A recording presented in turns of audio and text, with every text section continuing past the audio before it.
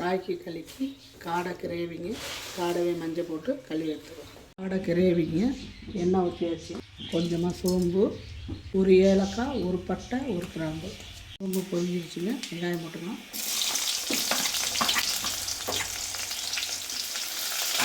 கருவேப்பிலை பச்சை போட்டுக்கலாம்.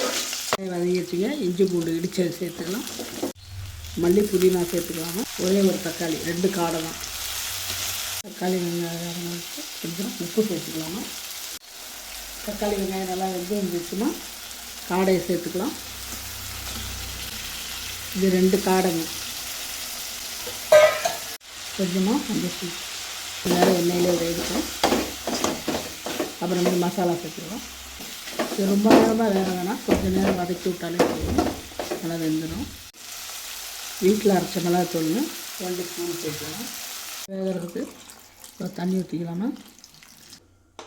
மூடி வச்சிடலாம். நல்லா கிரேவி கொதித்து வரட்டும். காடை நல்லா கொதிச்சு வேகுது பாருங்க. கொஞ்ச நேரத்தில் வெந்துடும்.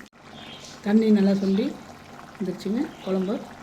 இப்போ தேங்காய் சோம்பு அரைச்சது சேர்த்து கிரேவி வெந்துருச்சுங்க. நல்லா கொஞ்சம் வெந்துருச்சு. மல்லி புதினா போட்டு காடை கிரேவி ரெடி.